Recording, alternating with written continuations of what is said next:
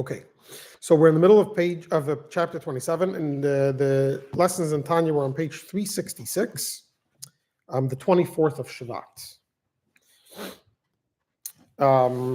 So last week we discussed how if someone has immoral thoughts that come into his head during the day, now he's contending with these thoughts now, and that makes him feel down. That how is it that he's able to that his mind is going to these places, and what's he worth and what did he accomplish?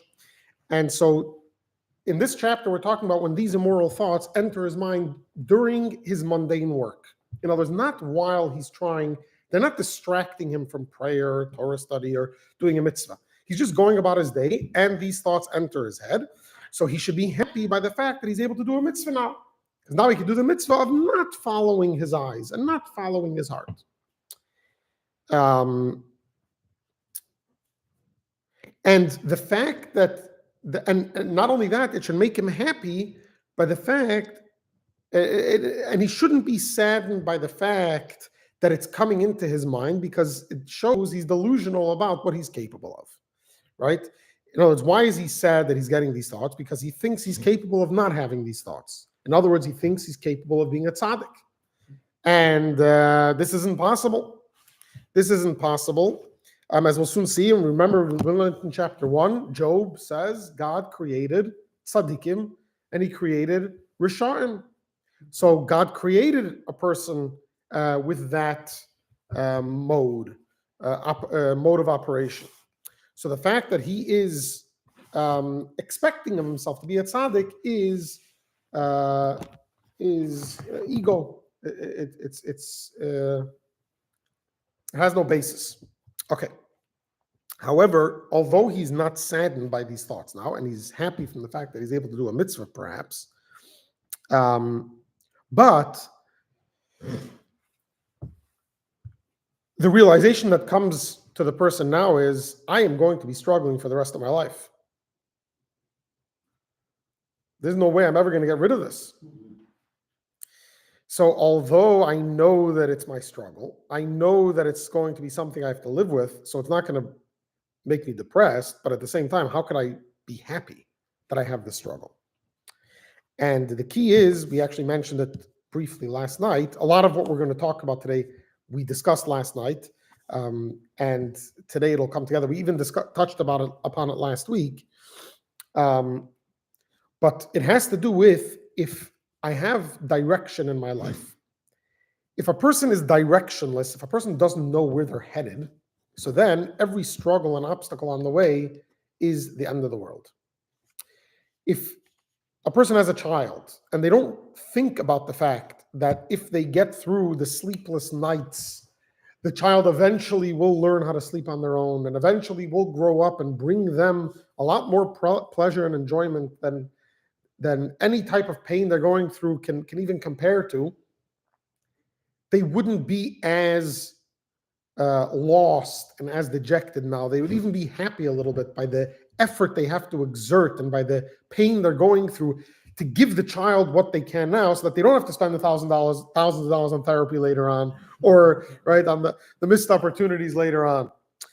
They'd be happy to go through it. Why? Because they see what in your mind what the objective is. There's a mission, there's a goal to accomplish. However, someone that lives a life where there is no goal in mind, there is no end in mind, there is no image of what the end looks like, you're constantly just eating and drinking because you want to live. And why do you live? To eat and drink. And why do you eat and drink? To live. And it's just a vicious cycle of working to live. And why do you live? You don't really know why you live. So then the fact that you are faced with an endless struggle for the rest of your life can be very daunting. But if you recognize and if you understand, I have a purpose, and you identify with that purpose, and part of that purpose is the struggle, so now every time you struggle, you're fulfilling your purpose. And so then it is possible to be happy from the struggle.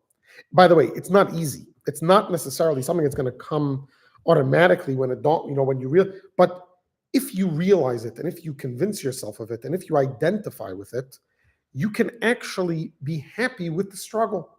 Just like you can be happy working extra hard because you know you're going to get the promotion. So if you know at the end of the day there's a promotion to be had, you're not suffering through the extra hours. You're dancing through the extra hours because you know what the end game is. So if I know I can never beat my evil inclination, the whole purpose is to fight it and to win over it in the individual moment and in the specific day. Every time I accomplish that, that's a victory. That's a joyous occasion. Oh, so this brings us to the first chapter. As we mentioned, that where Job said God created tzaddikim and rashaim. Here we seem to be implying the same thing. You are not capable of being a tzaddik. So wait a second. Do we have free choice? Did God create righteous and wicked, or don't we? Did God create righteous and wicked, and therefore we don't have free choice? Or did God create us that we can choose our destiny? We can choose to be a tzaddik or a rasha. And the answer, based on what we discussed in Tanya up until now, and you'll know from last night or the last couple of weeks in the Tuesday night course, is that there's a difference between my internals and my behavior. Internally, what type of soul does a Beinoni have? The soul of a tzaddik or the soul of a rasha? He says the soul of a rasha. What's a rasha? A rasha is someone who is full of negative desires and emotions and everything else. What's a Beinoni? A Beinoni is someone who doesn't give in to those negative impulses in thought, speech, and action. But a Beinoni has the same urges and the same. Remember, we discussed the story of the rabbi who sent this picture to be looked at by the professional, and he saw the devil. He saw the worst type of person when he saw the image, yeah? And the person who he sent was worried to come back and tell the rabbi what the results were. And when he told the rabbi the results, the rabbi's like, he's absolutely correct. I have all of those urges, and I'm capable of restraining myself from doing any of them. In other words, God created tzaddikim and rashaim. God created those who have the soul of a tzaddik, and God created those who have the soul of a wicked person. What does it mean, the soul of a wicked person? The soul doesn't do wicked things. The soul is a soul. The soul is capable of doing wicked things. But it's the person that actually actualizes those potentials. And the person is able, and this is where free choice comes in, the person is able to overcome that. So in a way, the Beinoni or the rasha is given more free choice than the tzaddik. The tzaddik doesn't really need free, doesn't really have urges to the other direction. Now the tzaddik has a whole different way to serve God, which we have no clue of. This book of Tanya is the book of the Beinoni. Okay, so this is a tzaddik wouldn't be studying Tanya. The Alter Rebbe, as we mentioned at the beginning of when we started learning Tanya, the Alter Rebbe did write a book for tzaddikim, but he later burned it, or it was later burned. He didn't burn it; it was burned. He wrote on the book that no one should read the book. He even cursed anyone who would read the book. And after the fire, he asked his son, who would later be his successor, the second Chabad Rebbe, the Mittel Rebbe, if he remembers anything it said in the book. And he said, "What do you mean? You said not to read it." So his father said, "Where's the Mesiras Nefesh, the self-sacrifice for Chassidus?" In other words, you should have desired to read it so much that you wouldn't heed my warning. But that was that. So there is a separate type of service which we are going to talk about a little bit today, soon, hopefully, what a tzaddik accomplishes. But so the person has free choice, but not on his internals. Remember that this is chapter 3 of Tanya. Chapter 3 of Tanya discusses what's under the hood, the internals, the DNA. What we do have control over is the garments, the thought, speech, and action, how we express those internals. Okay, let's continue here. Wait, I lost my page. Here we go. Therefore, Page 366. Therefore, one should not feel depressed or very troubled at heart.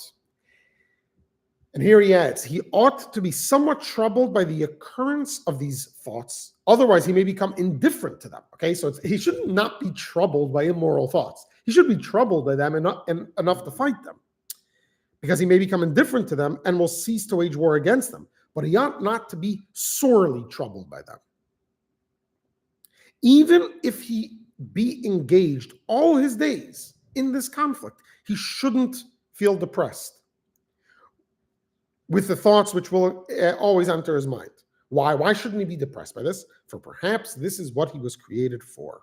And this is the service demanded of him, to subdue the Sitra Achra constantly. And concerning this, Job said to God, you have created wicked men, as though it were preordained that one man be wicked and another righteous. Yeah? The implication of Job's statement is not that they were created to actually be wicked, God forbid. In other words, sinful in thought, speech, and action. Yeah, God didn't force you to sin, actually. But that there should occur to them in their thoughts and musings alone that which occurs to be wicked. In other words, that evil thoughts should enter their mind, as they do in the mind of the wicked. And what will the person's job in life be? And they shall eternally wage war to avert their minds from them in order to subjugate the Sitra Achra. Yet, they will never be able to annihilate the Sitra Achra in their souls completely, for this is accomplished by tzaddikim. Now, we did mention in chapter 14 or 15 of Tanya that if a person works hard enough, God may gift him the soul of a tzaddik. Okay, so it is possible, but not through your effort. This is an added gift. You can never change your soul. And if your soul is capable of having immoral thoughts, then you have the soul of a Rasha. And your job now is to subdue the urges of that soul for the rest of your life.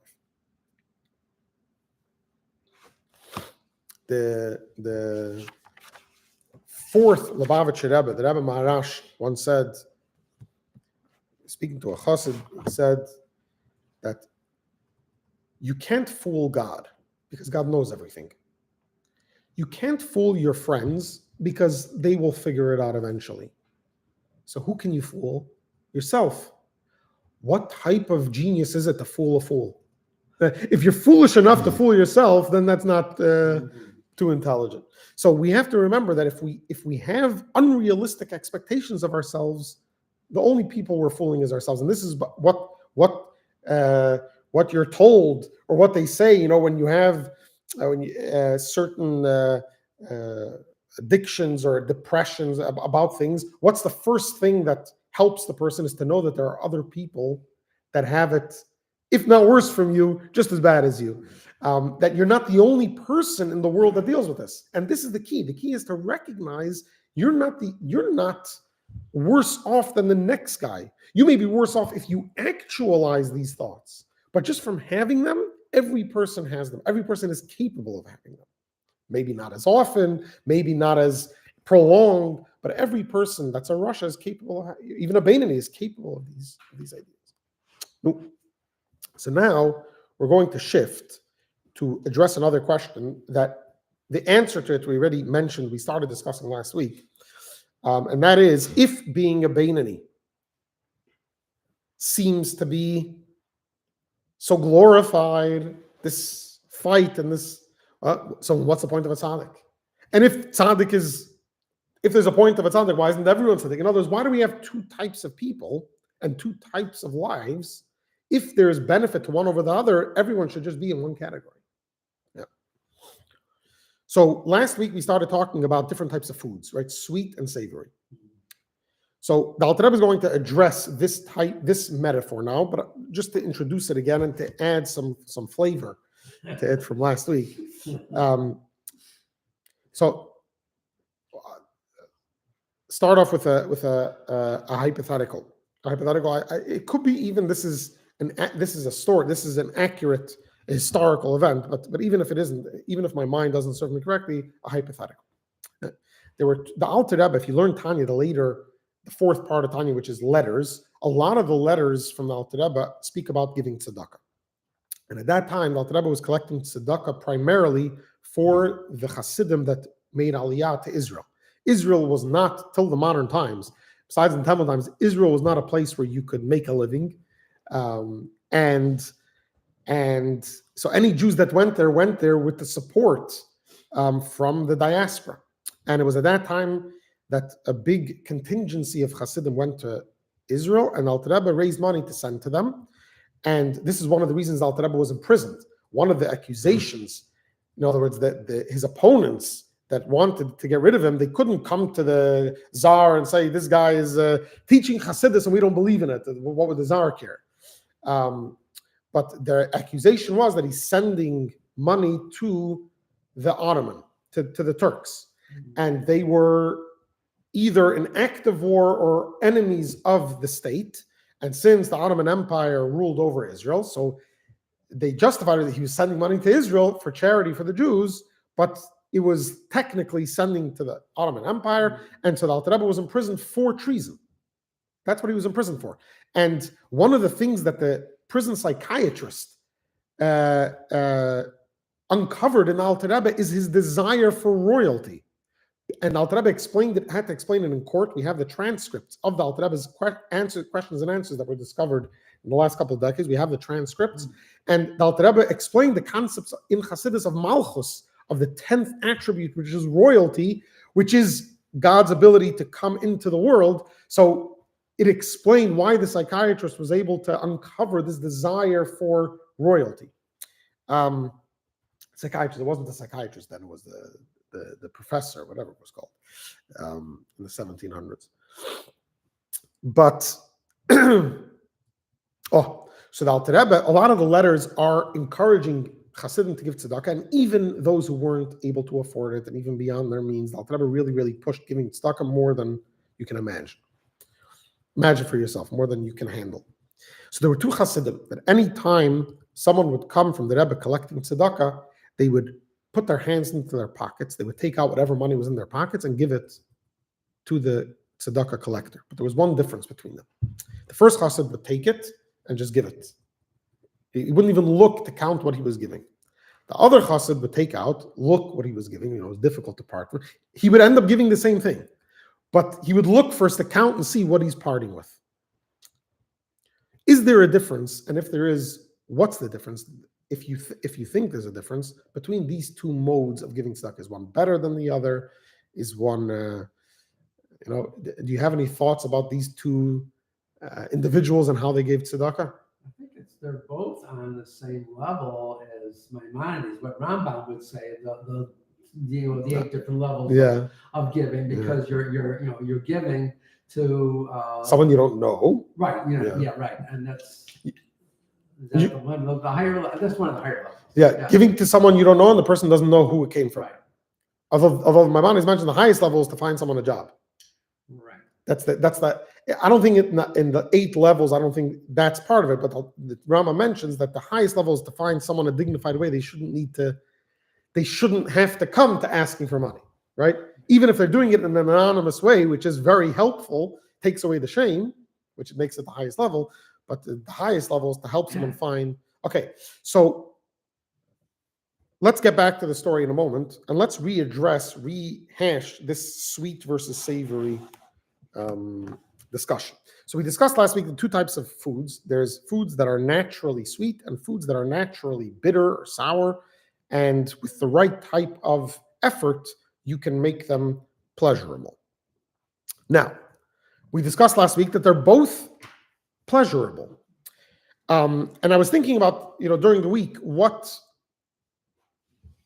to differentiate the pleasures between them. And I thought about it, usually on the average day, a person desires savory things. You pay more money to go to a restaurant with savory things. There's no restaurants that serve fruity pebbles and milk and cheesecake for breakfast, lunch, and supper, right? Most things you're going to spend money on savory things. When do you want sweet things? When you want to relax. When you don't want to put in effort. When you don't want to exert yourself. When you go to, you want to see what you can do with this food. Whoa, what the chef can come up with, what you can get. Yeah. But once you're done eating, once you're full, now you just want to relax. You don't want to be bothered by anything. You don't want to be bothered by tasting things and by figuring things out, by adding spices. You need more salt, less salt. You don't want to figure that out. You just want something naturally sweet. You come home from a rough day, you don't want to be bothered. You want something sweet. Yeah, kids want something sweet. So let's bring it into Tanya talk, okay? Divine service talk. In the service of God, we have two types of service that we've been discussing in Tanya. There's the service of the tzaddik and the service of the Beinoni. The tzaddik only deals with holiness, only deals with spirituality. The tzaddik is the sweet. He doesn't deal with competing emotions, competing, a fractured personality where he has his two sides are pulling him in two different directions. He's not dealing with that. The Beinoni, or the Rasha, who's trying to be a Beinoni, the struggler, he's very much tied to the world. He's very much being pulled in two different directions, which makes it bitter. It's not sweet. It's not smooth. It's bumpy. And you have to figure out how to have a smooth ride on a bumpy road. So what do? You put shocks in the car, right? You put technology in the car. There's another way. Smooth out the road. Have a smooth road. Yeah, that would be the tzaddik. The tzaddik would repair the road, and now there's a smooth drive. But the average person can't repair the road. You don't have the resources, the time, or the money to repair the road. So what do? You figure out how to struggle with the road in a way that the road should least impede on your drive from point A to point B. In the language of Kabbalah, we are going to be introduced to two words today that we haven't really, I don't think we've encountered them really. We did encounter it either earlier in this chapter or last chapter. The concept of iskafia and ishapcha. Iskafia means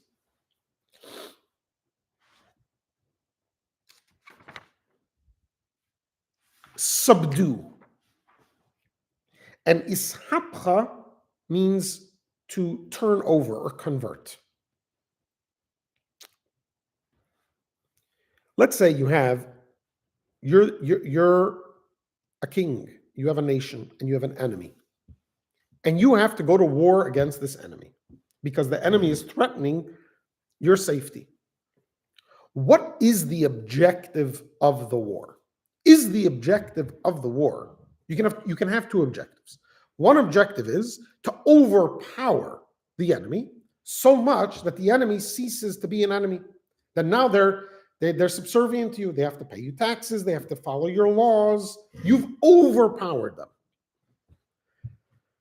There's another way, and that is to convert them, to go in with a propaganda effort, to go in with, to go from the inside and take over the government or the education system from the inside, and to convert people to your way of thinking.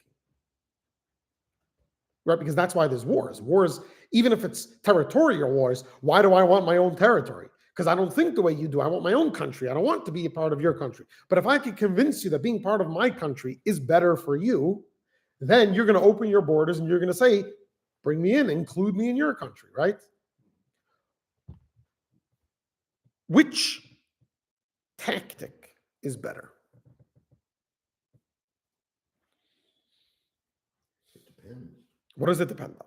It depends on whether your enemy is willing to talk to you on a reason Very good. Basis or not. So in the start, you have to determine, are both options even possible?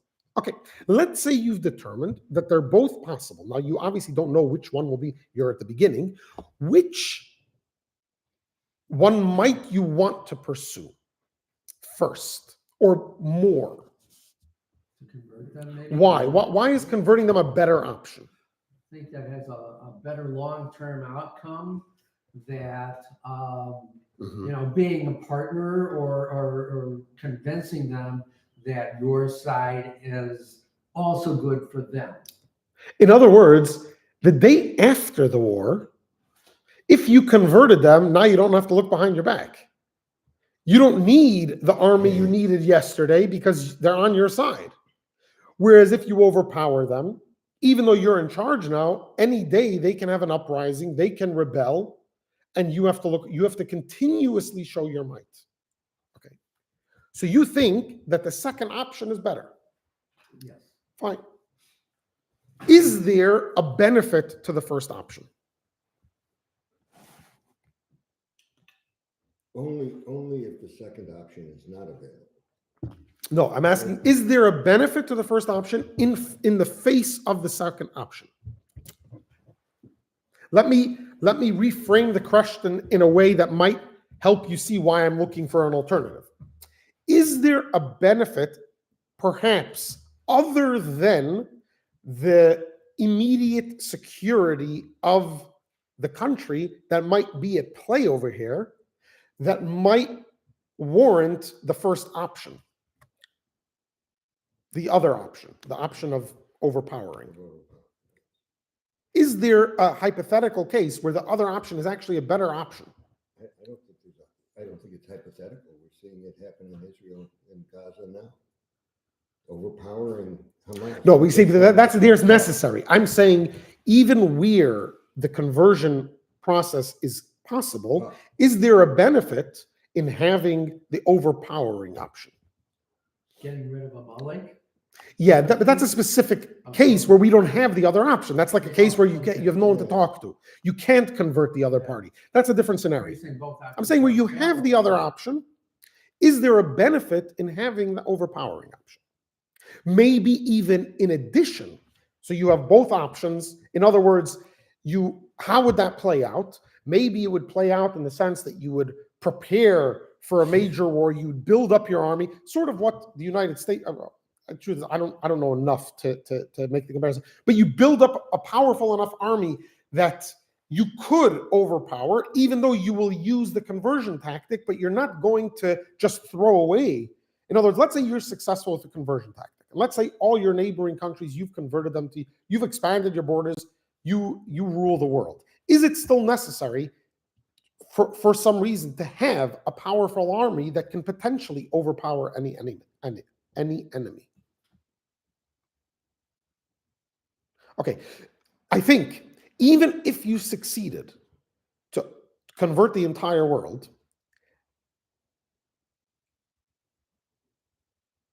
there is no guarantee that will last forever, beyond tomorrow. And any day it's possible for an enemy to rise up. And if your only tool that people think you have is the power of conversion, then there may come an enemy that isn't persuaded by your philosophy and will catch you off guard. In other words, there is a benefit, perhaps not of perhaps there isn't the benefit to going to war over conversion. But assuming you can't convert everyone, there is a benefit to having a war available, the overpowering available, as a deterrent, or even as a show of might, so that if someone isn't converted, they won't dare to start up with you. In other words, there's a reason why most countries develop at least a defense system, even if they don't have an offensive army, they have a defensive capabilities, because there's always someone out there that's going to think different than you, that won't be converted to your way of thinking. Now, the end game is Mashiach will come and everyone will be converted to God's way of thinking, and then we won't have need for this, and then the swords will turn into plowshares. Okay? That day hasn't come yet. By the way, there is a playground somewhere. There was a picture I shared at the last year. Somewhere that's made. The toys are made from melted guns, melted down weapons. That's the goal. The goal is we should melt down all the munitions and all the weapons, and use them for civilian things because there will be no need for it. But as long as there is a need for it, it serves an important purpose. So now,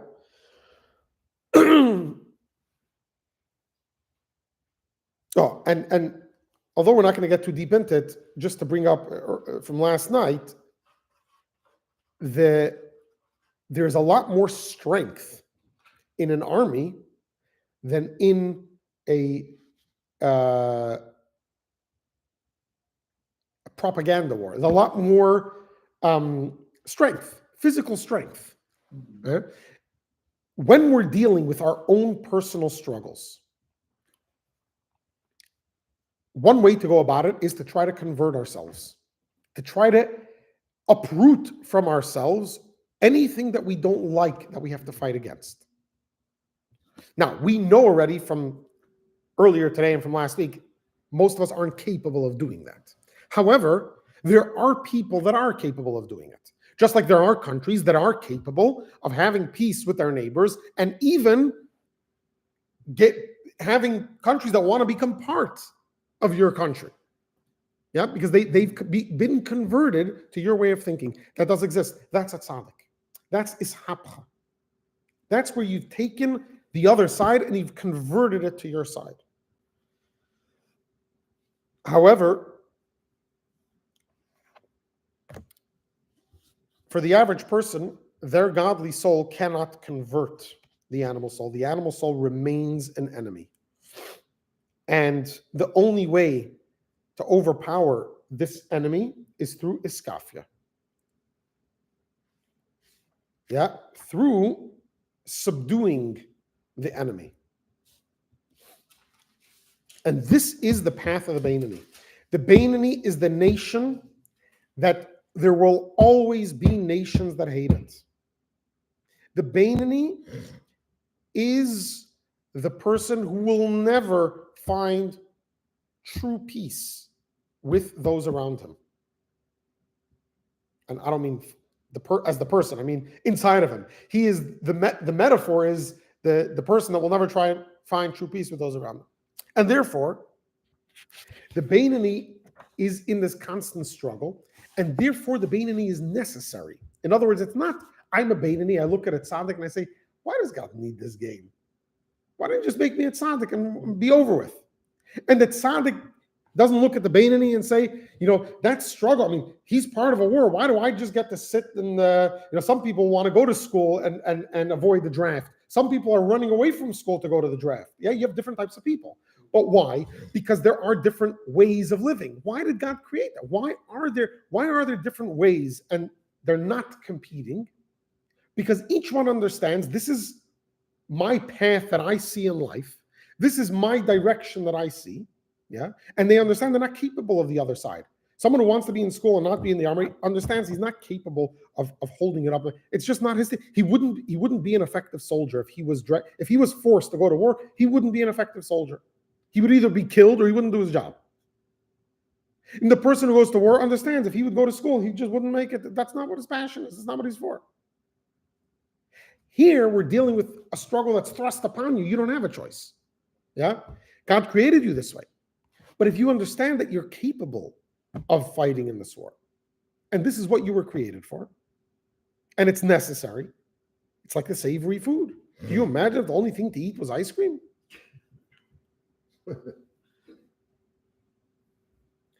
So, in the story that we started with, in the two Hasidim that would give tzedakah, one would look and one wouldn't, they were two different types of people. One had a struggle, and he overcame the struggle. There's something very precious about that. There's also something very sweet about the guy who puts his hand in his pocket and doesn't even look what he's giving.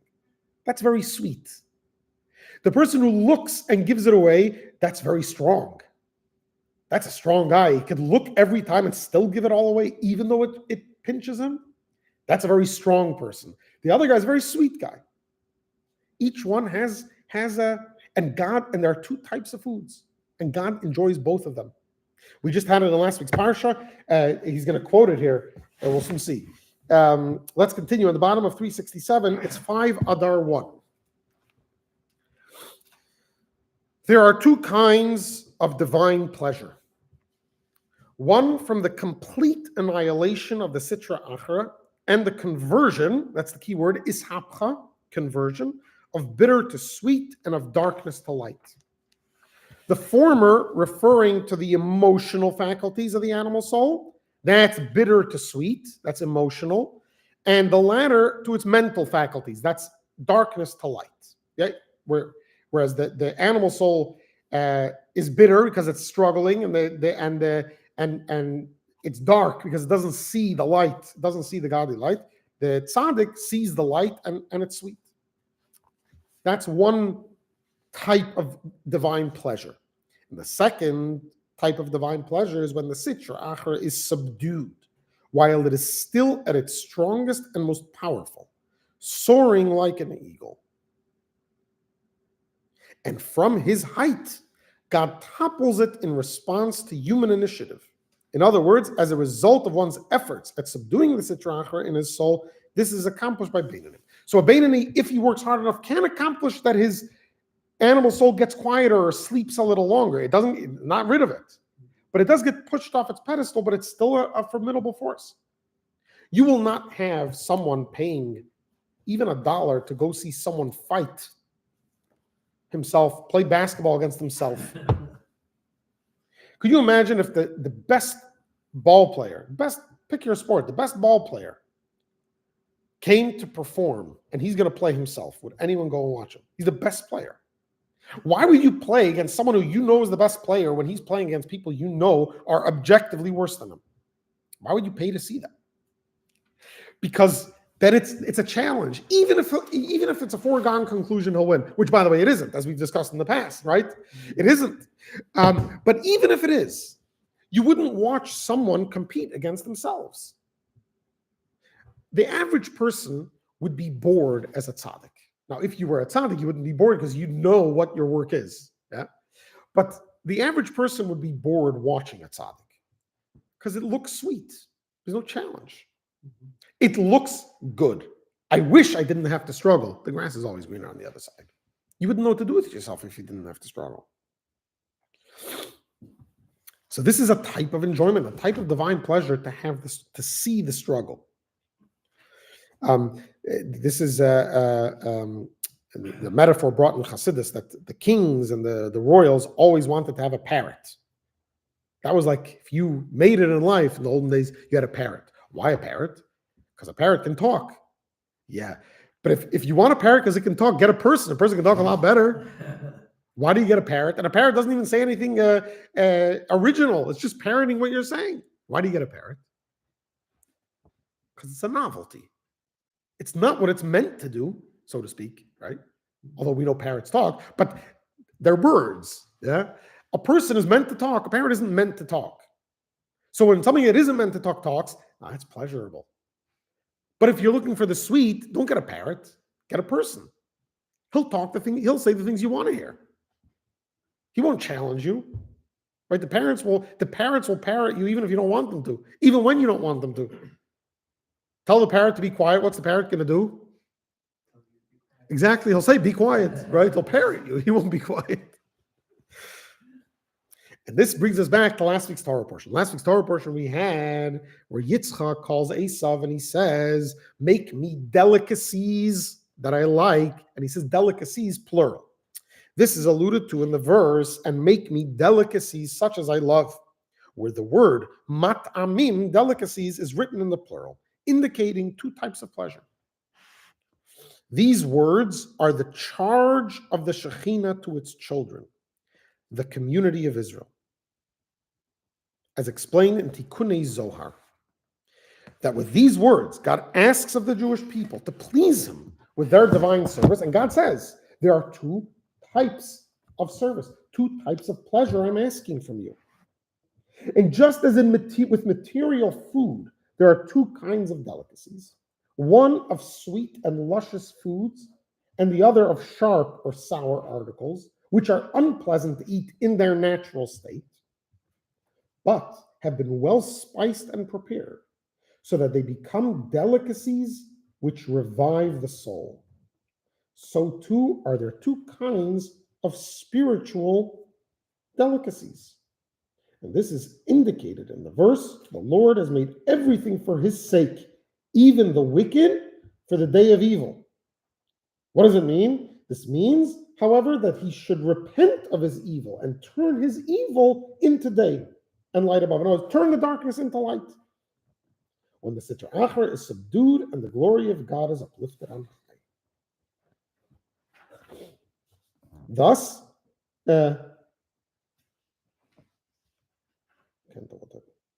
thus, the meaning of the words, even the wicked for the day of evil, is that the purpose of the wicked is to transform the evil into day. Okay.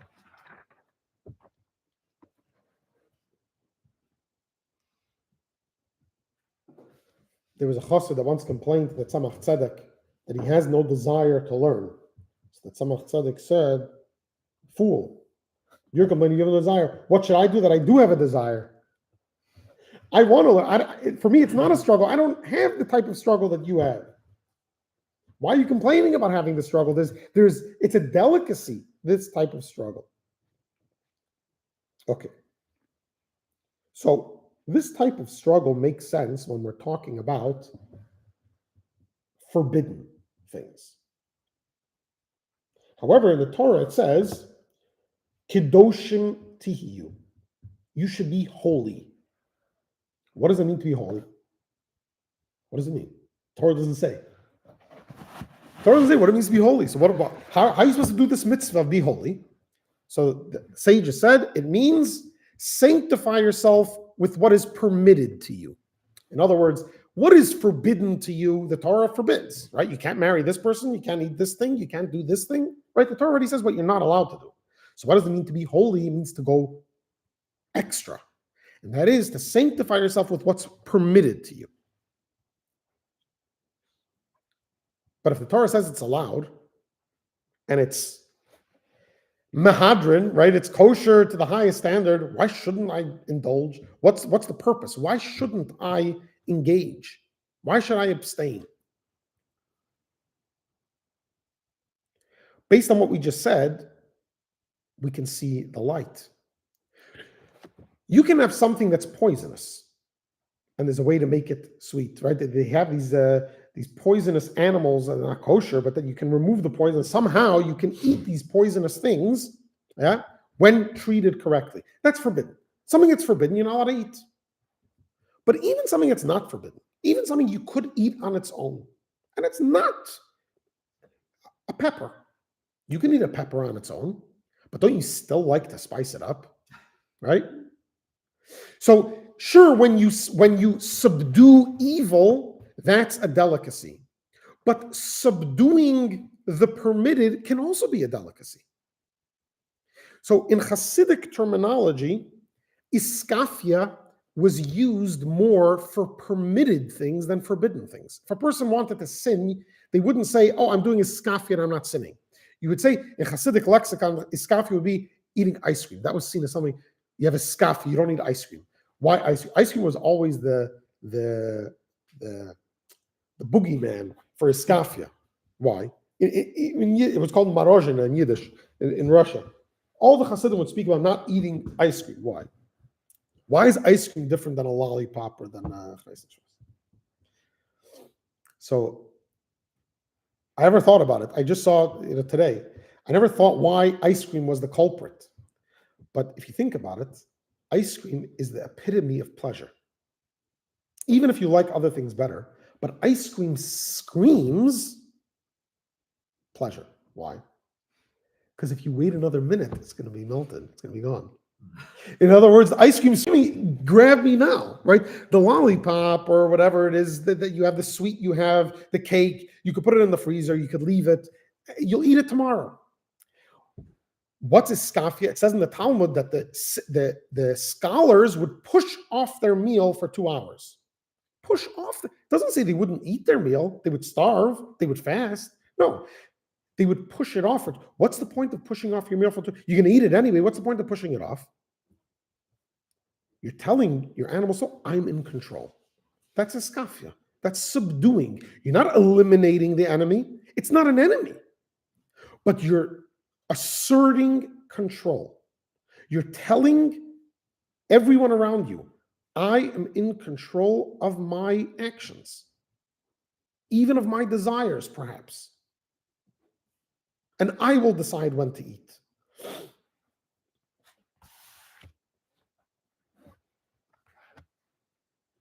There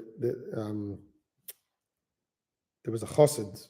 He headed the yeshiva in Paris after the war from Russia. And he was from the old school Hasidim that, focused a lot on physical iskafia. Really, eating the bare basics and not indulging in food. And he once was speaking to the students and he said, I understand if you want to eat bread and butter, but why do you have to eat it together? Eat the bread and eat the butter. Why do you have to put the butter on the bread? And he would focus a lot on abstaining from physical pleasures. The Rebbe did tell him later, I don't know how much he related to it and how much he adopted it. The Rebbe did tell him that in today's day and age, iskafia is skipping a page in the newspaper. And this is going back to the 60s or the 50s. In other words, iskafia can mean something different to every person in any time, right? Go to Angola and iskafia isn't not eating ice cream, right? They don't have ice cream. Iskafia can be other things. If you're allergic to ice cream, it's something else. If you don't like food, so iskafia means asserting control, first and foremost over the forbidden, but even over the permitted.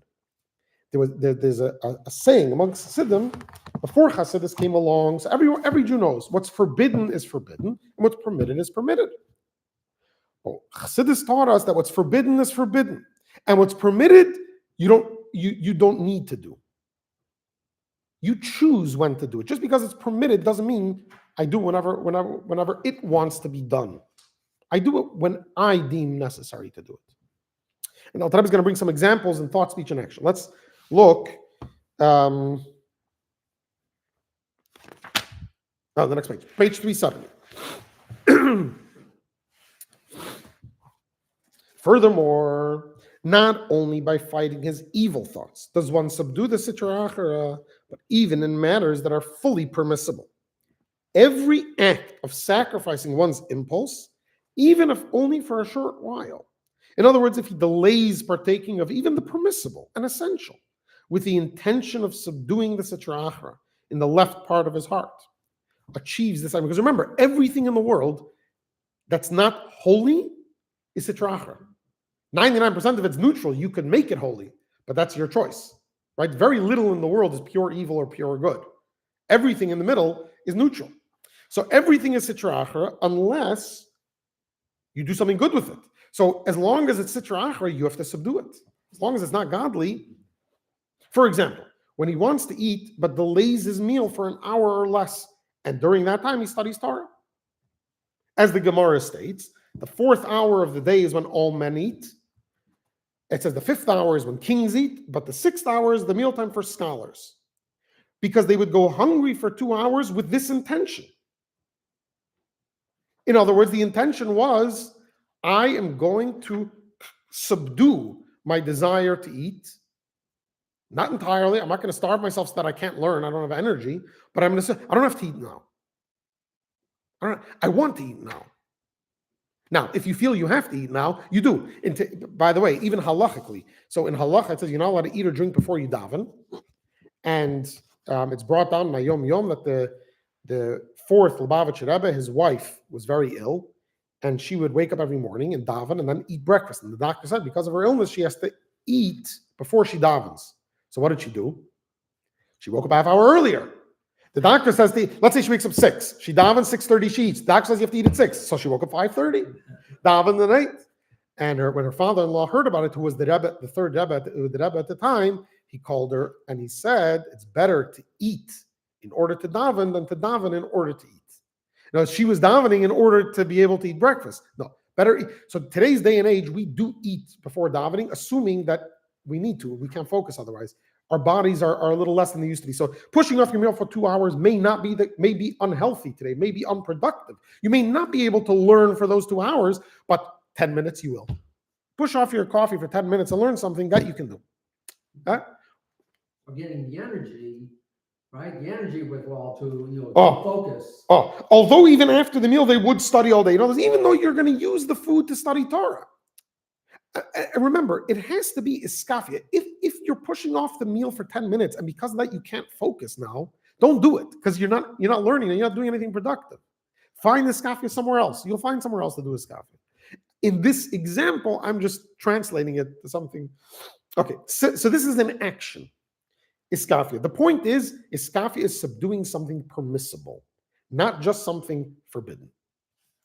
Similarly, if one restrains his mouth from saying things which he greatly desires to say concerning mundane matters, in other words, they're not forbidden matters, even where there is nothing wrong with the words per se, yet he refrains from speaking them precisely because he feels desire to. He wants to get involved in this conversation, and he says, you know what, I'm going to keep quiet.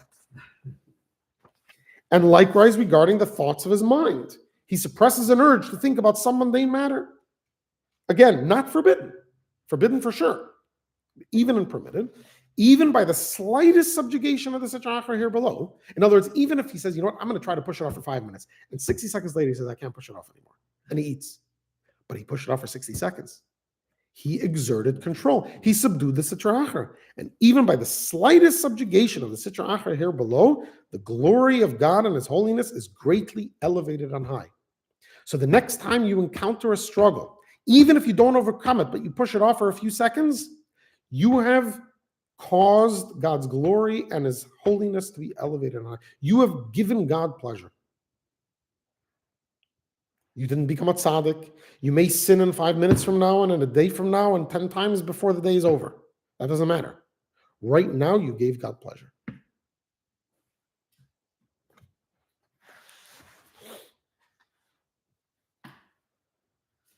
There is, before we conclude, there is a story brought down in the Talmud of Shimon HaTzadik. Shimon HaTzadik mentioned in the Mishnah, he was from the men of the Great Assembly, the last ones, he was a high priest. And he said that he never partook of a sin offering brought by a Nazir after his after he was finished. Why? There's a debate whether being you know what a Nazir is? Someone who abstains from cutting his hair. There is a debate whether this is a good thing or not a good thing. In other words, if God allowed you to partake of the material world, why are you abstaining from it? Right? God allowed you to drink wine, etc. And now you're forbidding yourself from doing it. And there are others that say it's a good thing because you're purifying, you're making yourself holy. So he never ate, although the high priest is allowed to partake of any sacrifice, any day, he never partook of the sacrifice of a Nazir, except for once. What was the story? So a Nazir came to the temple to finish his Nazirus period.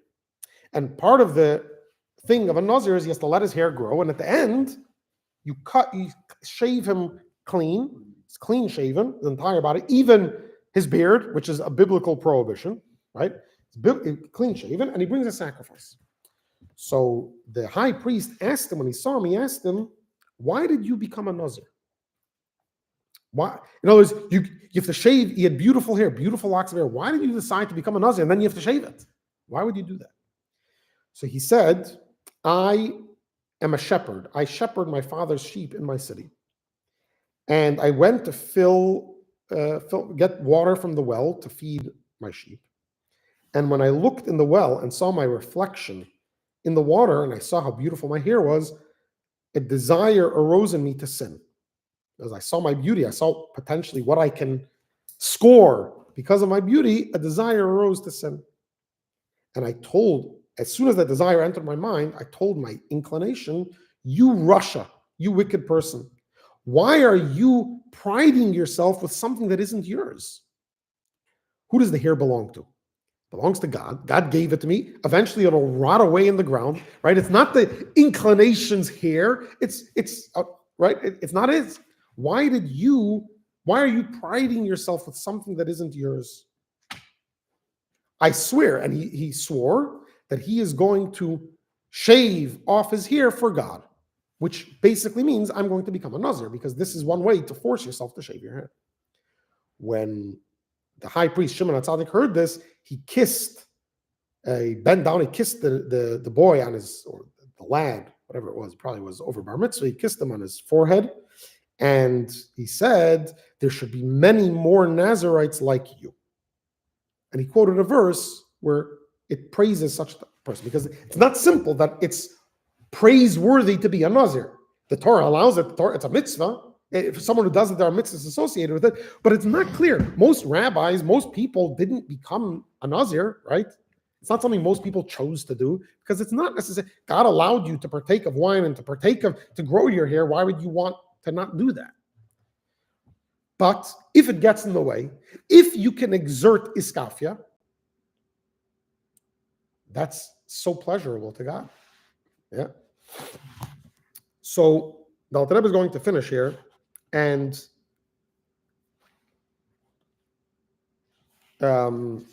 he's going to tell us that God can even give you, help you, if you sanctify yourself. We'll just finish the chapter, and it's the 7 Adar 1. From this holiness, in the middle of 372, from this holiness, a sublime holiness issues forth upon man below to assist him with a great and powerful aid in the service of God. And we know this, the more and more you subdue yourself, the easier it becomes. This is what our sages meant when they said, if a man consecrates himself in a small measure here below, he is sanctified greatly from above. Now, this is apart from the fact that when one sanctifies himself in permissible matters, he thereby fulfills the positive commandment of the Torah, sanctify yourself to be holy, right? In other words, there is a mitzvah. So besides the fact that you're doing a mitzvah, the meaning of sanctify yourselves is you shall make yourself holy. What does it mean to make? To superimpose it. That is to say, although in truth one is not holy and separated from the Sitra Achra, you're still a Rasha. You still have the same inclinations. For the Sitra Achra of his animal soul is still as at birth, at its full strength and might in the left part of his heart, the seat of the animal soul and the evil inclination. Yet, if even while at this level he subdues and masters his evil impulse and makes himself holy, separate from the Sitra Achra, then continues the verse, you will be holy. It's like a promise. God is promising him, you will be holy. That is, that ultimately he will be truly holy and removed from the Sitra Achra. How? A person can't change his soul through his being greatly sanctified from above, as quoted earlier from the Gemara. And through this, and through his being aided from above to expel the Sitra Achra from his heart little by little, so that even in his heart he will no longer have any desire for anything originating in the realm of Sitra Achra. Now, he may not become a tzaddik. God may remove those desires with the potential that it may one day with free choice reawaken. Or it's possible, as we discussed earlier in Tanya, that God will supplement or put in him the soul of a tzaddik. But this only happens when the person does the work on his own, even if it's not proportionate. In other words, even if it's a little work. But it's consistent. He does it. He pushes himself. The reward from above can be great.